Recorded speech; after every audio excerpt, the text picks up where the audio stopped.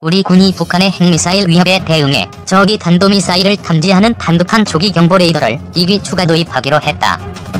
탄도탄 조기 경보 레이더로 추가 도입할 그린파인 레이더는 북한에서 발사된 탄도미사일을 24시간 추적하고 발사 위치와 예상, 낙하 지점을 공군의 탄도탄 작전 통제소에 제공하는 역할을 한다.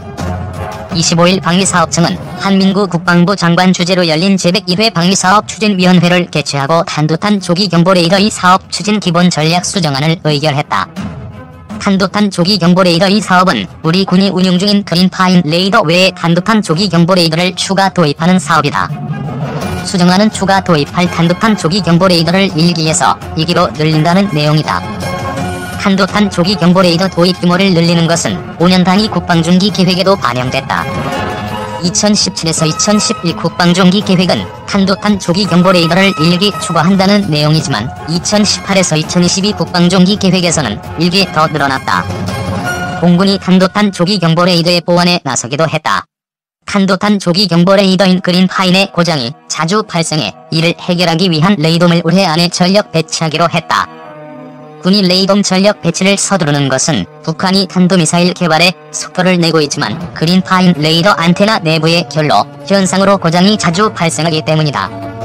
지난해 국정감사에서 국회 국방위원회 소속 이철규 새누리당 의원은 충남에 배치된 레이더가 2013년 7월부터 지난해 4월까지 13차례, 충북에 배치된 레이더가 2013년 11월부터 지난해 6월까지 8차례 고장이 발생했다고 지적했다. 3년간 총 21차례나 북한 미사일을 감시하는 레이더의 작동이 멈춘 것이다. 한때는 레이더 기능이 9일이나 먹통이 되는 등 제기능을 발휘하지 못한 것으로 나타났다. 문제는 결로 현상이다. 여름철의 경우 일반 에어컨으로 레이더의 열기를 식히고 습기를 제거했지만 역부족이었다는 것이 군의 설명이다.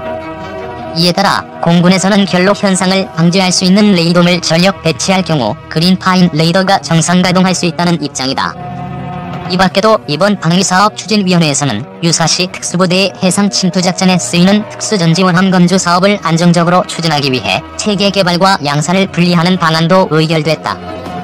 저기 대함유도탄 공격으로부터 우리 함정의 생존성을 보장하기 위한 대함유도탄 방어유도탄 개발 사업 기간을 연장하는 방안도 통과됐다. 이산가족 상봉이 진행 중이던 지난 2월 21일 중부 전선에 배치된 조기 경보 레이더 슈퍼 그린파인에 갑자기 북한이 동해안에서 쏜 단거리 발사체가 잡혔다.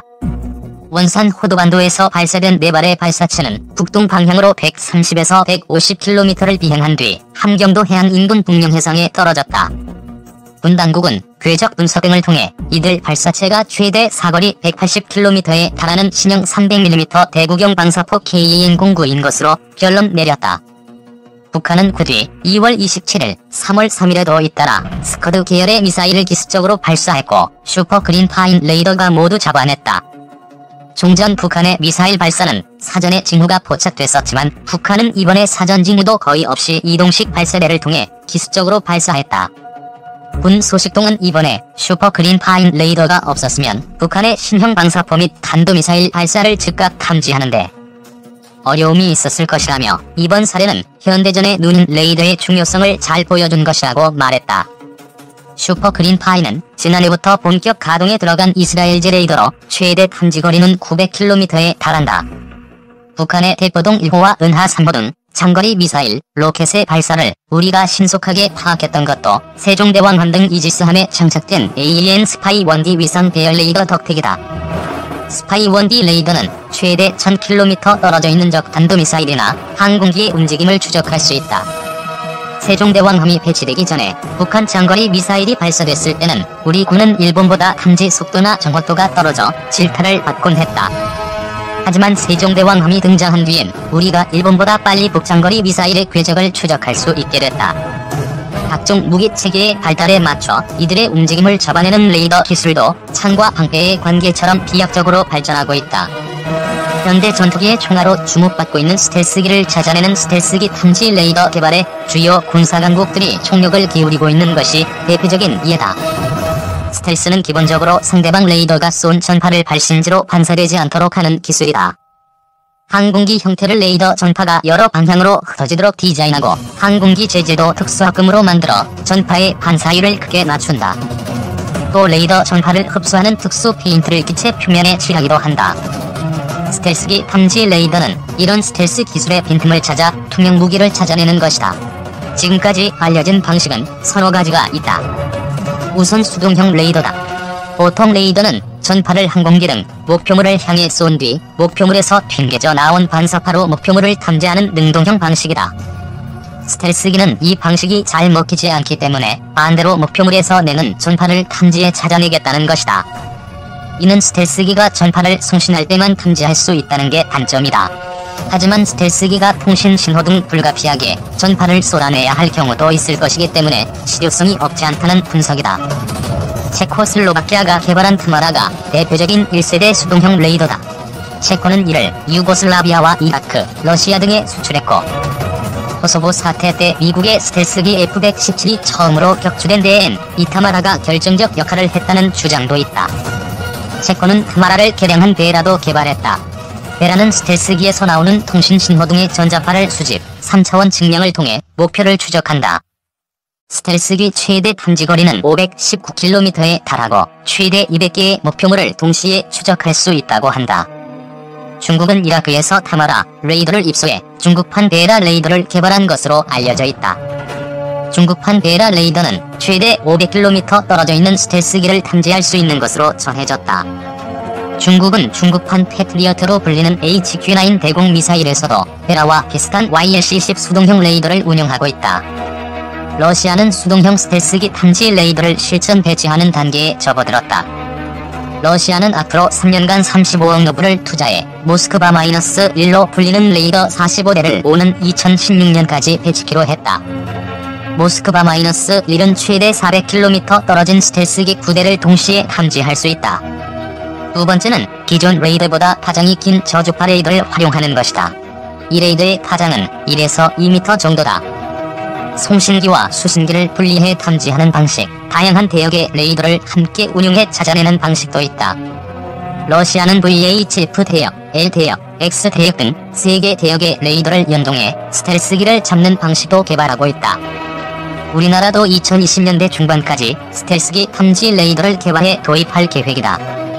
공군은 지난해 10월 국정감사에서 공군에서 2011년 7월 스텔스기 탐지 레이더 관련 소요 요청을 했고 합동참모본부는 지난해 11월에 장기 소요로 결정했다고 공개했다.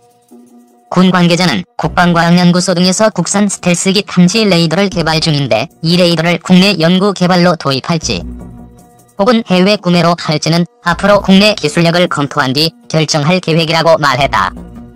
김관진 국방장관은 지난해 9월 국회 국방위에서 전문가들은 4에서 5년 내 스텔스기 탐지 레이더가 개발될 것으로 본다고 말했다. 일본도 스텔스기 탐지 레이더 개발에 나섰다. 일본은 올 들어 차량에 탑재해 일본 각지에서 수시로 가동할 수 있는 이동형 스텔스기 탐지 레이더 개발에 본격 착수했다. 일본 방위성은 이를 위해 2014년도 예산안에 37억엔을 배정했다.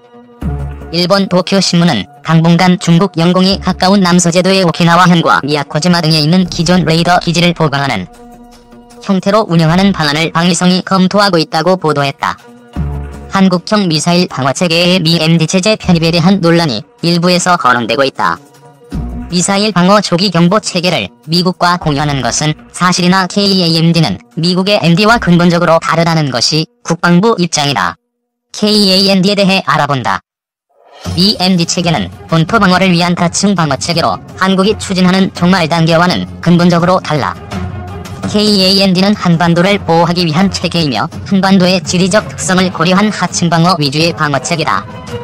작전 통제소와 조기 경보 레이더 그리고 미사일을 요격하는 패트리어트 미사일 등이 핵심 구성 요소로 요격 과정은 다음과 같다. 미사일이 발사되면 먼저 미조기 경보 위성이 탐지한다. 탐지는 발사 후 대략 40초 이후에 가능하다. 조기 경보 위성은 열을 감지해 미사일을 탐지하는데 구름층 때문에 이를 방해받아 미사일이 구름층을 통과한 고도 10km부터 감지할 수 있기 때문이다. 이어 미사일이 지평선 위로 올라오면 지상에 배치된 조기 경보 레이더나 이지스함 레이더에 의해 탐지된다. 이때 탐지 소요 시간은 미사일 발사 지점과 조기 경보 레이더 간 거리에 의해 영향을 받는다. 대략 거리 500km의 경우 조기 경보 위성 탐지 후 60초, 고도는 지상으로부터 35km 정도다. 이후 조기경보 위성 및 레이더에 의해 탐지된 정보는 작전 통제소에서 통합 분석 프로그램을 통해 위협 분석 및 최적 요격 부대를 선정해 자동 또는 수동으로 탐지 정보를 패트리어트 포대로 전달된다. 그리고 요격 명령을 받은 해당 패트리어트 포대는 탐지된 표적 정보를 이용 자체 레이더로 탐색, 추적해 역시 수초 내에 요격 임무를 수행하게 된다. 현재 우리는 조기 경보 체계로 이지스 3체계 레이더를 보유하고 있으며 그린파인 레이더는 올해 말 도입할 예정이다. 요격 체계로는 패트리어트가 있다. 미국이 구성하는 MD 체계는 하층 방어 체계로 한국이 추진하는 중말 단계 하층 방어 체계의 KAMD와는 근본적으로 다르다. 미국은 전 세계적 위협에 모두 대비해야 하고 본토 방어를 위한 충분한 중심이 있다는 점에서 하층 방어 체계의 미사일 방어 체계 구축이 필요하다. 반면 한국은 북미사일 위협에 대비하고 작전 중심이 극히 짧은 수백 킬로미터의 한반도 작전 환경을 고려할 때 중말 단계 하층 방어 체계의 미사일 방어 체계를 구축할 수밖에 없다. 참고로 주한미군도 그들의 주요 시설을 방어하기 위해 한국군과 같게 중말 단계 하층 방어 체계를 갖추고 있다. 또한 미 MD 참여는 곧 한반도가 아닌 미국이나 일본 등을 목표로 공격하는 미사일에 대한 요격으로 이는 현실성이 없다. 만일 우리가 미 MD에 참여하게 되면 발사된 미사일보다 몇 배나 빠른 속도로 뒤따라가면서 요격해야 하는데 이는 미국도 실현 불가능한 수준으로 우리가 이를 개발한다는 것은 기술적으로 불가능하다. 비용적 측면에서도 마찬가지다. 2011년 미국의 다층 방어체계 중 상승, 중간 단계의 미사일 요격체계 구축을 위한 예산, 즉 SM-3 및 GBI 도입과 이지스함의 성능 개량 등이 포함된 MD의 예산은 8조 4천억 원이다. 미국보다 기술적으로 더 어려운 요격체계를 이처럼 막대한 예산을 들여 개발한다는 것은 우리 재정으로 불가능하다. 설사 재정 능력이 있더라도 국민의 동의는 생각할 수 없고 나아가 이러한 비용이 투입되는 일을 비밀리에 추진한다는 것은 더더욱 불가능하다. 현재 미 조기 경보 위성의 정보 활용은 미 측 작전 통제소를 통해 우리 측 패트리어트 포대에 북미사일의 탄착구역에 대한 음성 경보만을 전파한다. 발사된 미사일의 정확한 비행 정보는 제공되지 않고 있다. 따라서 향후 발사된 미사일의 비행 정보를 포함한 미조기 경보 위성의 탐지 정보를 원활히 제공받을 수 있도록 내용과 범위에 대한 협의가 필요하다. 마찬가지로 한미 조기 경보 및 이지스함 레이더 간 그리고 미 조기 경보 체계의 탐지 정보 공유를 위한 AMD 셀과 TM 셀의 연동 체계를 구축